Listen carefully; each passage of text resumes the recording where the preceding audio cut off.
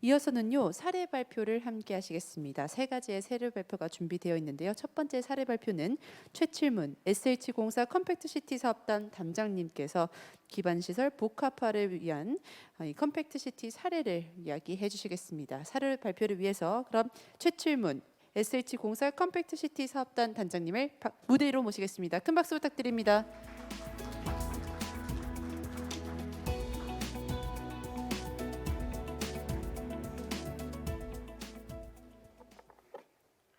예, 반갑습니다. 서울주택도시공사에서 근무하고 있는 최칠문입니다. 사실은 작년에 우리 이 대한경제산 세미나에서도 이 주제로 잠깐 소개를 드렸었는데요. 컴팩시티라는 이제 네이밍으로 저희들이 서울시와 같이 이 사업을 시작한 것은 지난 18년도에 이제 그 주택 공급 확대를 위해서 중앙정부에서 이제 그린벨트 해제를 통해서 좀 대량 건설할 수 있는 그런 기반을 만들자고 했을 때 서울시에서는 녹지는 미래 우리 후손들의 자산이다. 그래서 좀 보존하는 것이 좋겠다. 다만 그 대신 우리 시가지 내에 저이용되고 있는 그런 공공시설이나 또 나대지들을 좀 발굴해서 주택 공급을 하겠다라는 취지에서 이 사업 유형이 만들어졌습니다. 그래서 이제 기조연설에서 회장님께서 말씀하실 때 여러 가지 이제 컴팩시티에 대한 키워드도 나오고 배경도 나왔습니다만은 저희들이 서울시와 하고 있는 컴팩시티 시범 사업 5가지를 간략하게 좀 소개를 드리는 그런 시간을 갖도록 하겠습니다.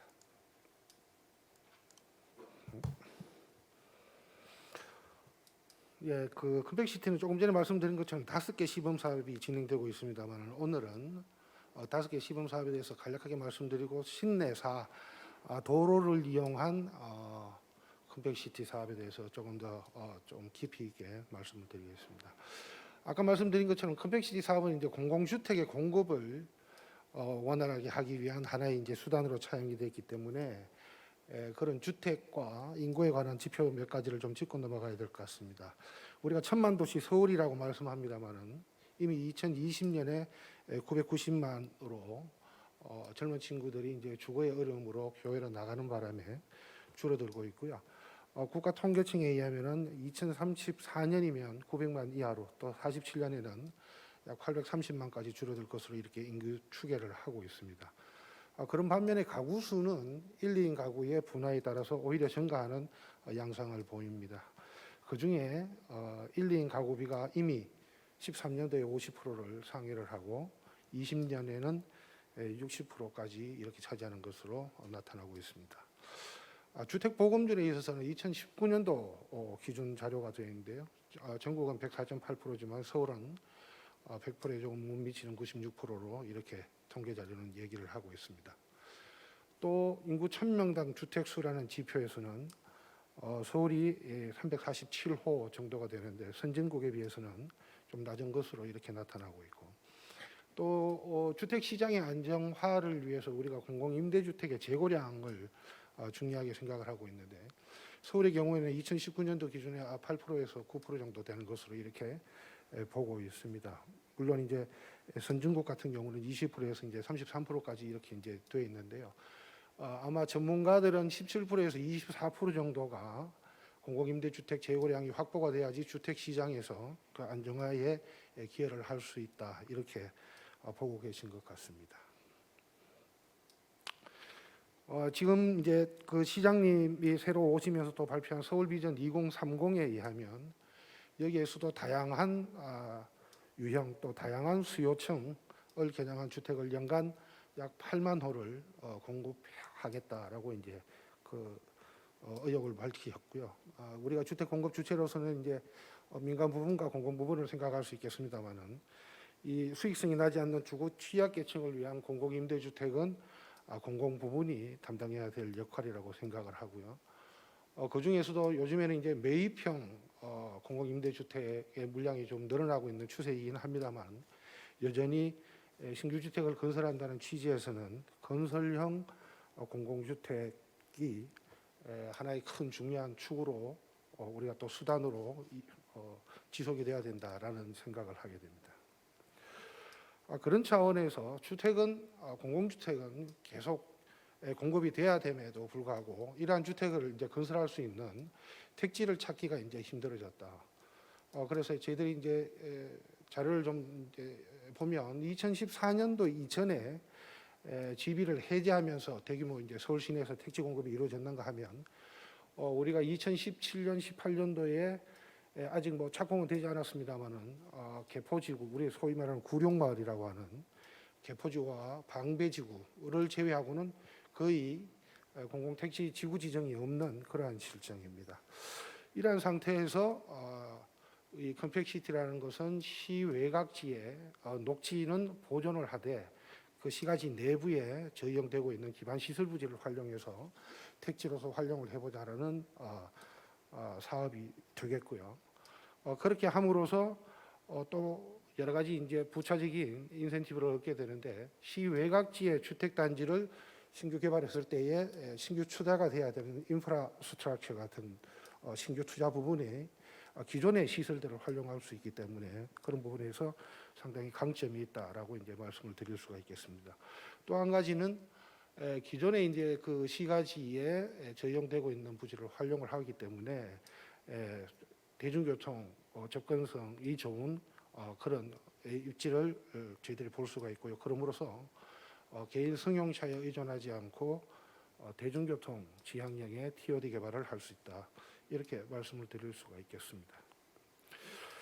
그렇게 해서 저희들이 이제 시내에 저이용되고 있는 공공시설들 중에 택지로 이제 활용할 수 있는 것들이 어떤가 있는가 이렇게 쭉 이제 보니까 여기 이제 그림에 잠깐 나와 있습니다만 버스 차고지라든지 도로 또 유수지, 물재생센터, 주차장 또 노후된 공공청사, 철도 차량기지 이런 것들을 우선은 장래 이용성에 지장이 없다면 또 주거 환경을 확보하는데 장애 요인이 제거가 된다면 활용할 수 있겠다라고 초창기에 이제 생각을 했었습니다.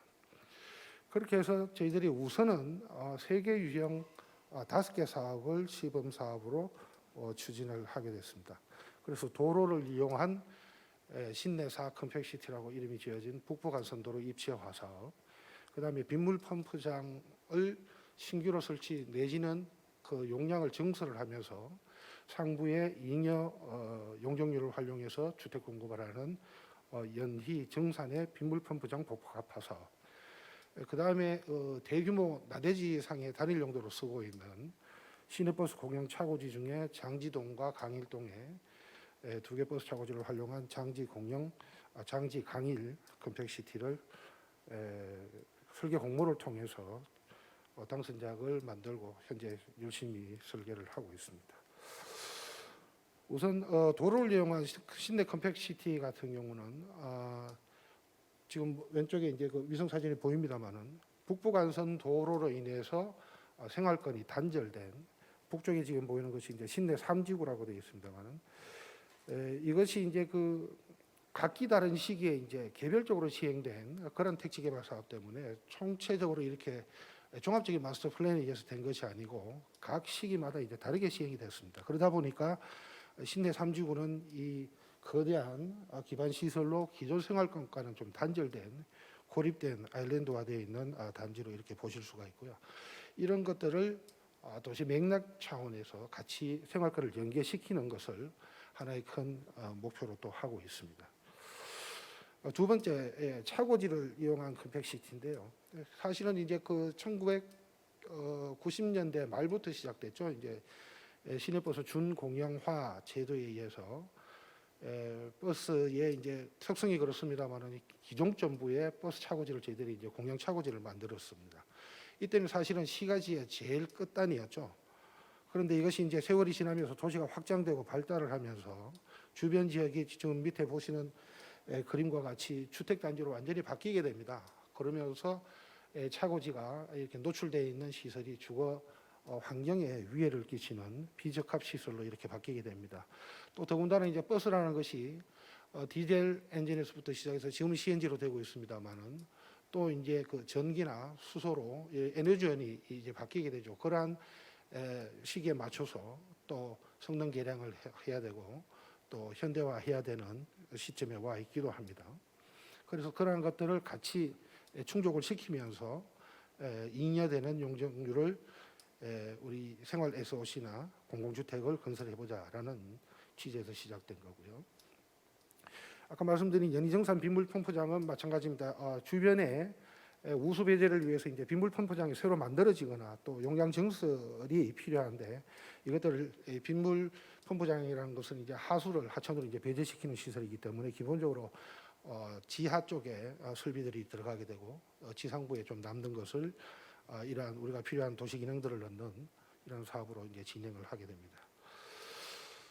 그렇게 해서 이제 세 가지 유형의 5가지 사업이 이제 진행이 되고 있고요. 그 중에서 지금 조금 빨리 앞서가고 있는, 물론 이제 빗물 펌프장이 일부 착공이 돼서 그것이 좀 앞서긴 합니다만 그거는 규모가 좀 작아서 신내사를 대상으로 좀 자세하게 설명을 드리겠습니다. 아까 잠깐 말씀드렸습니다만 신내 3지구, 2지구, 1지구, 2지구가 지금 아래쪽에 1지구가 또 있게 되고 양원지구 한참 지금 이제 개발이 완료 단계에 있는데 이렇게 각 시대마다 이제 개별적으로 시행되는 택지 개발 사업 때문에 이것이 이제 종합적으로 연계되지를 못하고 저렇게 분리된 생활권과 단절된 형상으로 이렇게 도시가 만들어졌습니다. 그래서 저희들이 이제 도로를 대상으로 하는 사업지를 여러 군데를 물색을 하다가 이 구간을 신내동의 신내 IC에서부터 중랑 IC에 이르는 이 구간을 사업 대상지로 해서 한 500m 정도를 커버링을 해서 상부에 인공 대지를 조성하고 그 대지를 공원으로 만들어서 주변에 이 여기 아파트 단지에 입주하고 있는 뿐만이 아니라 주변 지역민들이 같이 활용할 수 있는 그러한 오픈 스페이스를 조성하겠다라는 것이 하나의 도시관리적 차원에서의 사업의 내용이 되겠고요. 그러다 보니까 도로 부지를 포함해서 이제 남북 방향의 일부 완충 녹지라든지 나대지를 포함해서 약 7만 5천 스퀘어미터 정도의 사업 면적을 가지고 저희들이 약 990호의 공공주택을 건설할 계획입니다. 이 당시만 해도 저희들이 이제 그 공공주택의 타겟을 청년이나 대학생 또 그다음에 신혼부부로 해서 주택 평형을 조금 소형으로 해서 했습니다만 최근에 또 전문가들의 지적에 따라서 주택 면적은 조금 확대하는 것으로 해서 이 주택 호수가 조금 줄어들는지는 모르겠습니다만은 어쨌든 이런 도로 상부 공간을 활용한 사업이다라고 이제 이해를 해주시면 될 것 같고요. 이 단면이 이 사업의 특징을 잘 설명하는 것 같아서 좀 삽입을 했습니다만은 지금 운행되고 있는 북부간선 도로를 구조물을 통해서 인공 대지화 시키고 그 인공 대지와 자연 지방과의 단차는 보시는 바와 같이 스텝형으로 해서 그 공간을 지역 주민들이 필요로 하는 생활 SOC를 설치를 하게 됩니다. 그래서 이것이 하나의 거대한 인공 구조물로 보이는 것이 아니라 하나의 완만한 구릉지의 형태로 조성이 될 수 있게끔 또 그렇게 해서 그 그린 에어리어가 주변 입주민들의 여가에 활용될 수 있도록 이렇게 조성을 하고자 합니다. 그래서 전체 공원 면적이 약 3만 2천 정도가 됩니다만 도로 부지에 그저 기존에 아스팔트로 사용되고 있던 부분이 그린으로 바뀌는 부분이 2만 5,800 정도가 된다 해서 상당한 의미를 갖지 않는가 생각을 합니다. 여기에 이제 RC와 모듈러 주택이 이제 혼합된 주택이 990호가 들어가는데요. 이제 그 단면에서 보시는 바와 같이 기존 집안에 RC에 코어를 설치를 하고 이것을 메가트러스로 설치를 해서 위에 모듈러를 적층을 하게 되어 있습니다. 이것은 도로 부분에 대한 구조물의 구조적 안정성을 꾀함과 동시에 하중을 경감시키기 위한 목적이기도 합니다. 또 다양한 계층의 수용을 위해서 여러 가지 평면 유닛을 도입을 하고 있습니다. 젊은 층들이 이제 사는 공간이기도 하고 또 컴팩시티의 특징이기도 합니다만은 주거민들의 이제 커뮤니티 시설을 좀 풍성하게 반영을 하려고 합니다. 아까 그림에서 보신 바와 같이 두 개의 건물이 하나의 동으로 이루어지고 있는데 전후의 동을 연결 브릿지를 통해서 상호 교류할 수 있도록 하고요. 이 연결 브릿지는 입주민들의 커뮤니티 시설로 활용될 수 있도록 할 예정입니다. 그다음에 옥상 부분에는 이 도로를 보는 조망도 흔치 않은 조망이어서 저희들이 홍보나 전시를 할 수 있는 그런 휴게 공간으로 꾸밀 생각입니다. 아까 말씀드린 생활 SOC는 문화복합, 스포츠, 헬스, 또 교육 시설들을 주민들의 의견을 들어가면서 반영을 하고 있습니다. 이 지역은 신내역이라고 하는 대중교통 스테이션이 있습니다. 현재는 더블 역세권으로 되어 있습니다만은 청량리에서 접근하는 면목선이 연결이 된다면 트리플 역세권으로서의 서울 동부권의 관문 지역으로서의 그 가치가 상승할 것으로 기대가 됩니다. 이와 같은 이제 그 컴팩시티에 저희들이 공공주택 특별법에서 그 툴을 차용을 하고 있습니다. 공공주택 특별법 제 5장에서는 공용재산이나 공공용 재산에 국유재산법이나 공유재산법에도 불구하고 공공주택을 설치할 수 있도록 하고 있고요. 그렇게 했을 때 그 공공주택뿐만이 아니라 판매나 업무나 또 숙박시설까지도 같이 건축을 할 수 있도록 특례 조항을 두고 있습니다. 그래서 50년 정도의 사용 허가를 통해서 대부로나 사용료는 감면 내지는 면제받을 수 있는 조항도 있고요. 그다음에 국유재산 위에 축조가 되는 공공주택입니다만은 그 공공주택 사업자가 그 연구시설물을 귀속할 수 있는 그런 근거까지도 마련을 해놓고 있습니다. 그다음에 도로와 공원이 이제 겹쳐지게 되는 도시계획 시설의 중복은 우리 국토계획법이나 또 관련 설치 기준에 그 근거를 두고 있고요. 서울시에서 또 운영하는 도시계획 시설의 중복 복합화 운영 기준에 의하면 도시계획 시설의 중복 결정, 그다음에 도시계획 시설과 비도시계획 시설을 혼합할 수 있는 입체적 결정 내지는 공간적 범위 결정이라는 수단들을 제시를 하고 있습니다. 그래서 우리 컴팩시티의 경우에는 도시계획시설의 중복 결정, 그 다음에 그것의 공간적 범위 결정을 포함해서 비도시계획 시설들이 공간적 범위를 벗어나는 부분을 활용해서 복합화된다, 이렇게 이해를 해주시면 될 것 같습니다. 중요한 이슈들 몇 가지가 있었습니다. 전문가들이 걱정하셨던 부분인데요. 이게 과연 경제성이 있는가라는 부분이었습니다. 저희들이 좀 분석을 해봤습니다. 했더니 컴팩시티라는 것은 기존의 시유지를 사용하거나 국유지를 사용하기 때문에 토지 매입비가 필요가 없습니다. 다만 그러한 것들을 오픈 스페이스를 만들고 택지로 활용하기 위해서는 인공대지가 조성이 돼야 되는데 그 인공대지 조성비가 우리가 이제 그 전통적인 방식의 그린벨트를 해제해서 싼 값에 수용해서 택지를 조성하는 것보다는 물론 조금 비쌉니다만은 일반 시가지 내에서 우리가 매입주택과 같이 토지를 매입하는 것보다는 훨씬 저렴하다. 그래서 우리 미래 세대를 위해서 녹지를 보존한다는 큰 편익을 생각했을 때 충분히 감당할 수 있는 경제성을 확보하고 있다라고 말씀을 드릴 수가 있겠습니다. 그 다음에 도로 부분이나 뭐 차고지 부분에 하면 이 진동 소모를 어떻게 할 거냐라고 이제 걱정들을 많이 하셨는데 다행히 저희들이 이 설계 공부를 통해서 채택한 안은 도로 구조물과는 완전히 분리된 별개의 주택 구조물이 설치가 됨으로써 진동은 완벽하게 차단이 되는 것으로 이렇게 되어 있고요. 소음 같은 부분도 소음 발생원 자체가 이제 커버링이 되기 때문에 원천 차단이 됩니다. 다만 시종점 부에서 흘러나오는 소음들은 저희들이 주동 배치를 이격 배치를 함으로써 충분히 해소할 수 있는 것으로 시뮬레이션 결과가 이야기를 해주고 있습니다. 또 도로의 시종점부에 이제 자동차 주행풍에 의한 비상 문제들을 어떻게 할 거냐라는 이제 이슈가 있었는데요. 이것은 터널 내에 저희들이 이제 에어클린을 할 수 있는 설비를 설치를 하고 또 주동 배치 자체를 바람길을 정상화할 수 있도록 이렇게 해서 비상 문제가 집중되지 않도록 이렇게 했습니다. 또 요즘에 터널 내에 화재 안전 사고가 상당히 많습니다만은 그런 안전성에 대비해서 또 구조물의 안전 확보를 위해서 필요하다면 방제 시설을 강화하고 또 내화 설계까지 이렇게 하는 것으로 검토를 하고 있습니다. 이러한 컴팩시티의 몇 가지 우리가 기대할 수 있는 효과들이 있겠습니다. 첫 번째는 무엇보다도 녹지의 보존이 되겠습니다.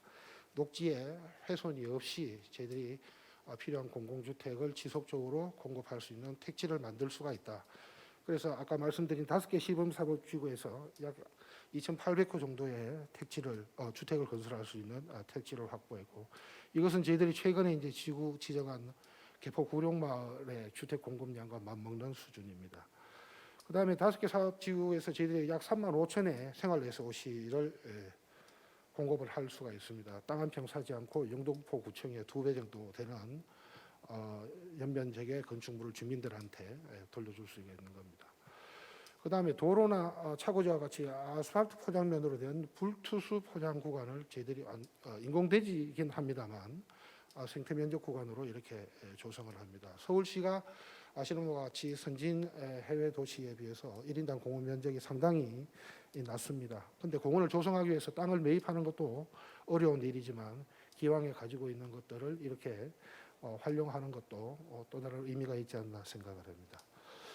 마지막으로 도시관리적 측면에서의 생활환경 제고 효과를 저희들이 기대를 하고 있습니다. 아까 말씀드린 신내 같은 경우는 도로로 인해서 단절된 생활권을 연결을 하고 또 차고지 같은 경우에는 주변의 주택단지에 영향을 끼치는 그런 소음, 매연, 빛 공해 같은 것들을 현대화함으로써 차단시키고 또 지역 주민들이 주거환경을 온전하게 또 쾌적하게 영위할 수 있도록 그렇게 도시 관리적 측면에서의 효과도 기대하고 있습니다. 예, 주어진 시간 내에 바쁘게 좀 설명을 드렸습니다. 예, 경청해 주셔서 감사합니다. 네, 함께해 주신 최칠문 SH공사 컴팩트시티 사업단 단장님 감사드립니다. 컴팩트시티에 대해서 사례 발표를 진행해 주셨는데요. 이 공간들이 어떻게 재창조되는지 엿볼 수 있는 그런 시간이었습니다.